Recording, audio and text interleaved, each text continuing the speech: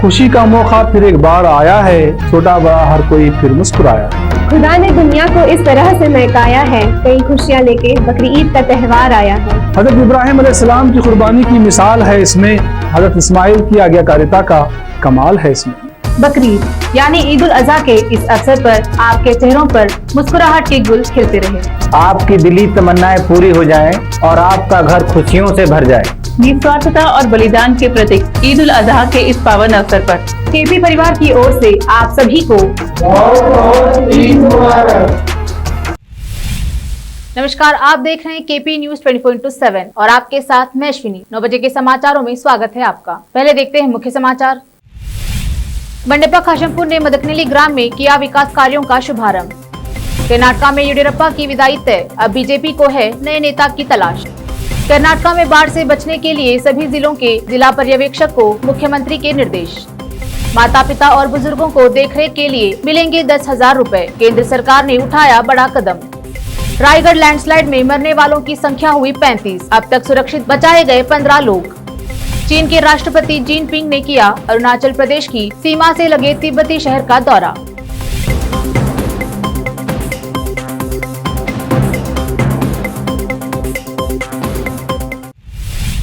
अब समाचार विस्तार से। पहले समाचार स्थानीय। जेडीएस विधायक दल के उपनेता बीदर दक्षिण विधानसभा के विधायक बंडेप्पा खाशमपुर ने बीदर दक्षिण विधानसभा क्षेत्र के मदकनेली गांव में विभिन्न कार्यों के लिए पूजा अर्चना की। इस अवसर पर बंडेप्पा ने कहा कि ग्राम में सीसी रोड, चौदीवारी सहित अन्य कार्यों का शुभारंभ किया। इसके बाद बंडेप्पा खाशमपुर ने अधिकारियों के साथ बैठक कर ग्राम की समस्याओं और टीकाकरण सहित अन्य जानकारी हासिल की। बंडेप्पा ने अधिकारियों को ग्रामवासियों को रोजगार आदि प्रदान करने और ग्राम में बुनियादी सहूलतें उपलब्ध करवाने के निर्देश दिए। इसके अलावा बंडेप्पा ने ग्रामवासियों को कोरोना से सुरक्षित रहने के लिए टीका लगवाने का आग्रह किया।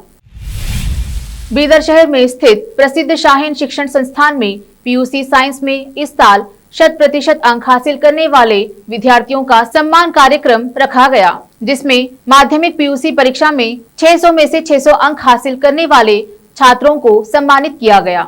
जिला कलेक्टर रामचंद्रन आर, शाहीन शिक्षा समूह संस्थान के अध्यक्ष डॉक्टर अब्दुल खदीर मौजूद थे। 52 छात्रों ने 600 में से 600 अंक हासिल किए हैं। देखते हैं समाचार राज्य के। बीजापुर में जय हिंद संस्थान ने मानवता की एक मिसाल कायम की है। जय हिंद संस्थान ने शहर में विकलांगों के लिए ऑटो रिक्शा की फ्री सेवा शुरू की है। शहर में रहे कोई भी विकलांग को कहीं जाना हो तो संस्थान द्वारा फ्री ऑटो सेवा प्रदान कर रहे हैं। संस्थान के अध्यक्ष फेरोज मिल्ला सहित अन्य सदस्य इस कार्य में जुड़े हैं। वह अपना समय देकर विकलांगों की सहायता के लिए कार्य कर रहे हैं। कर्नाटका में मुख्यमंत्री बीएस येडियुरप्पा की जगह नए नेता की तलाश के लिए भाजपा अलकमान को कड़ी मशक्कत करनी पड़ रही है। राज्य की जातीय समीकरणों की राजनीति में भाजपा सभी सामाजिक समीकरणों को साधने की कोशिश कर रही है। येडियुरप्पा मजबूत माने जाने वाले लिंगायत समुदाय से आते हैं। इस बीच येडियुरप्पा ने कहा है कि 26 जुलाई को उनके मौजूदा कार्यकाल के 2 साल पूरे हो रहे हैं और इसके बाद अलकमान के जो भी निर्देश होंगे उनका पालन करेंगे। कर्नाटका में मुख्यमंत्री के पद छोड़ने के साफ संकेत देने के बाद भाजपा नेतृत्व पर अब जल्द से जल्द नए नेता का चयन करना चुनौती बन गया है। येडियुरप्पा लिंगायत समुदाय से आते हैं, जो राज्य का सबसे बड़ा व प्रभावी समुदाय है। राज्य का दूसरा प्रभावी समुदाय वोकलिंगा है। लगभग आधा दर्जन प्रमुख नेताओं के नाम भावी नेता के लिए चर्चा में है, लेकिन केंद्रीय नेतृत्व ने अभी स्थिति साफ नहीं की है। यह भी लगभग तय है कि येडियुरप्पा के बेटे व राज्य भाजपा के उपाध्यक्ष BY विजेंद्र भले ही मुख्यमंत्री नहीं बने, लेकिन नेतृत्व परिवर्तन के बाद उनकी अहम भूमिका होगी। मांड्या की सांसद सुमलता अमरीश ने दिल्ली में उपराष्ट्रपति वेंकैया नायडू से मुलाकात कर उन्हें मांड्या जिले में चल रहे अवैध खनन और KRS बांध के आसपास रहने वाले गांवों पर मंडरा रहे खतरे के बारे में बताते हुए एक ज्ञापन सौंपा। इस संबंध में उपराष्ट्रपति ने सुमलता से पर्यावरण मंत्रालय से बात कर कार्यवाही करने का वादा किया है।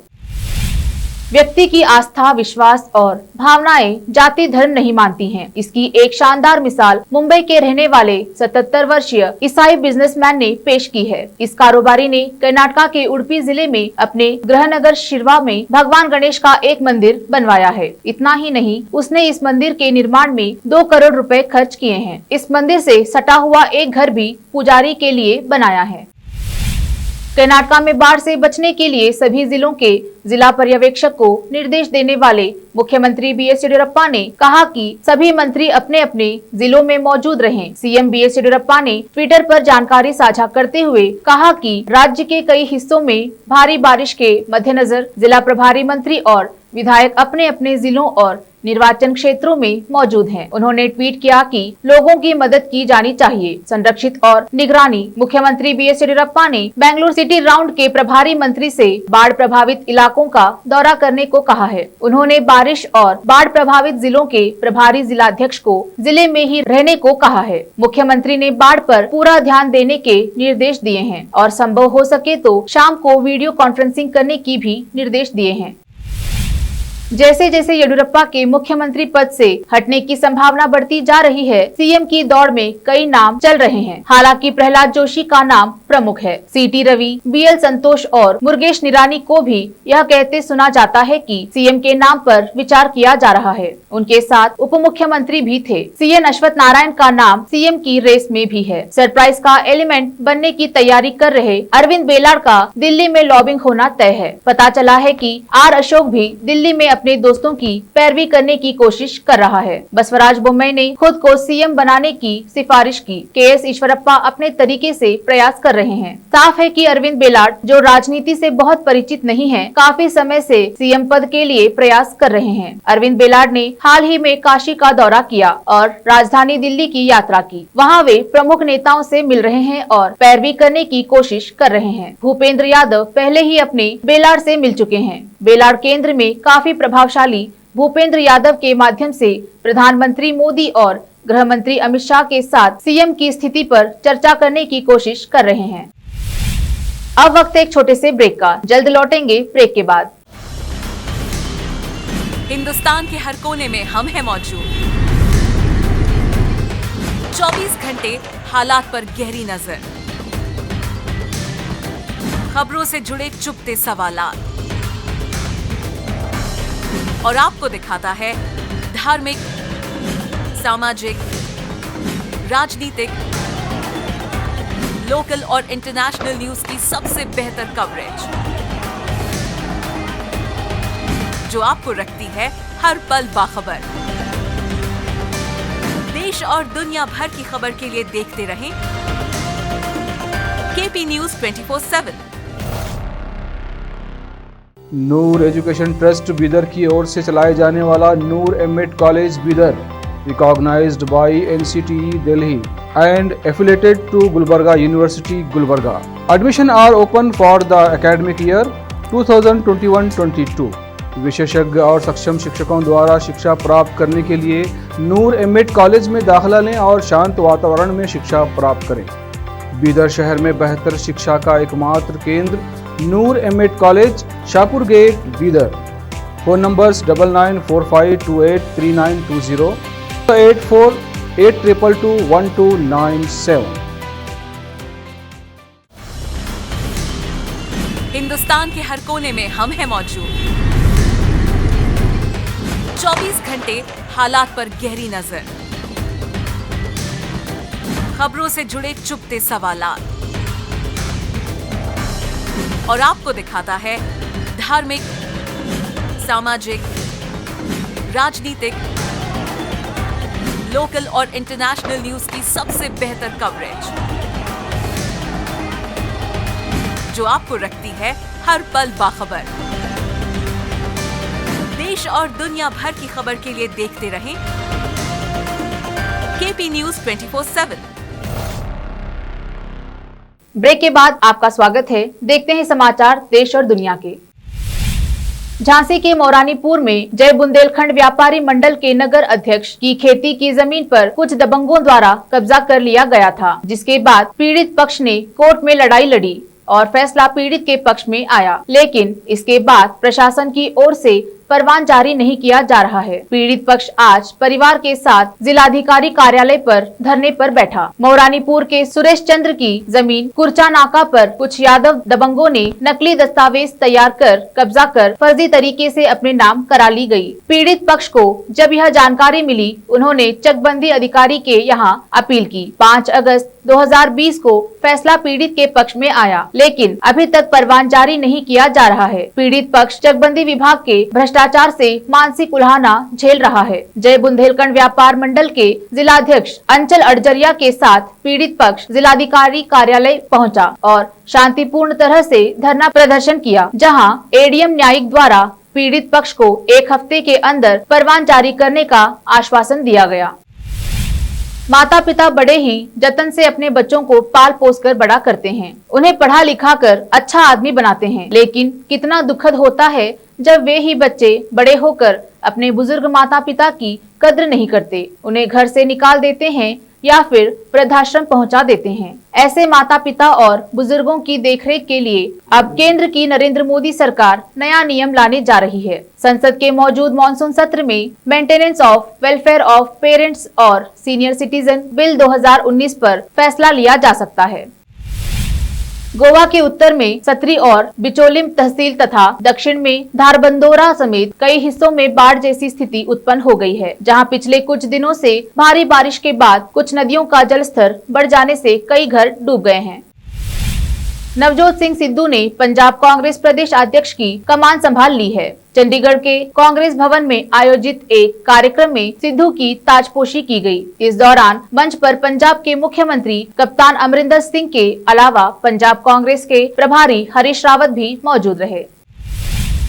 महाराष्ट्र में लगातार हो रही भारी बारिश की वजह से नदियां उफान पर हैं और कई जिलों में बाढ़ जैसे हालात हो गए हैं। भारी बारिश की वजह से मुंबई सहित राज्य के कई अन्य हिस्सों में रेल और सड़क यातायात प्रभावित हुआ है। इसकी वजह से अधिकारियों को बचाव कार्य में प्रशासन की मदद के लिए भारतीय सेना और राष्ट्रीय आपदा मोचन बल को बुलाना पड़ा है। रायगढ़, रत्नागिरी और कोल्हापुर जिलों में कई नदियां खतरे के निशान से ऊपर बह रही हैं और संभावित बाढ़ की स्थिति को देखते हुए सतारा, सांगली और कोल्हापुर जिलों में भी एनडीआरएफ की इकाइयों को तैनात किया गया है।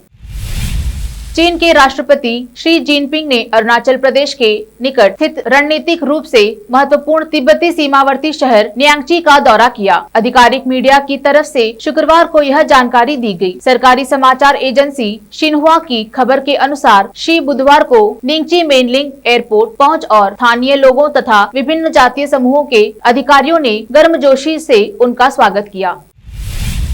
राहुल गांधी ने पेगासस विवाद को लेकर मोदी सरकार पर एक और हमला किया। राहुल गांधी ने कहा कि लोकतंत्र के खिलाफ पेगासस का इस्तेमाल किया जा रहा है और पेगासस स्पाईवेयर आतंकवादियों के खिलाफ इस्तेमाल करने के लिए इजरायली राज्यों द्वारा वर्गीकृत एक हथियार है।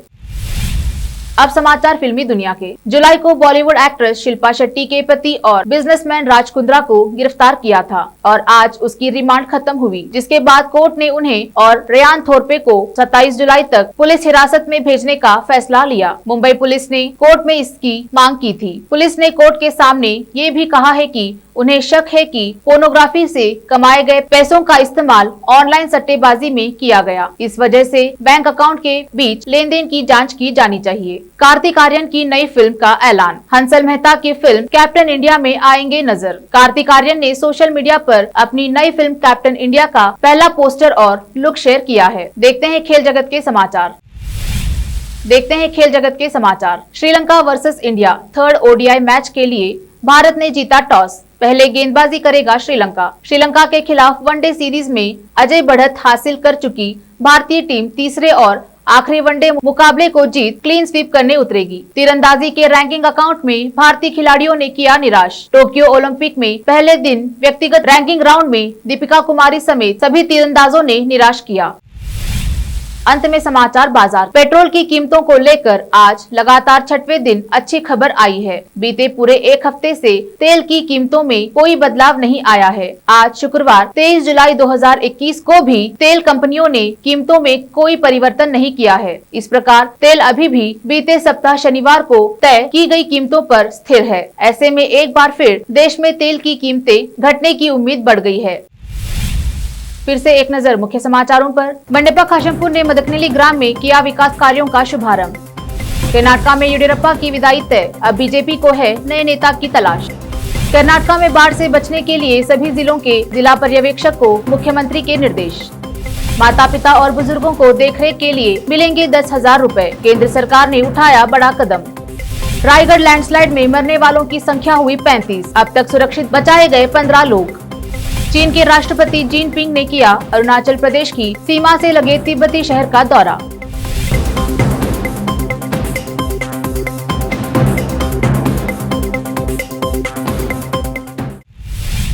केपी न्यूज में फिलहाल इतना ही। देश प्रदेश के समाचारों के लिए जुड़े रहिए केपी न्यूज 24/7। धन्यवाद।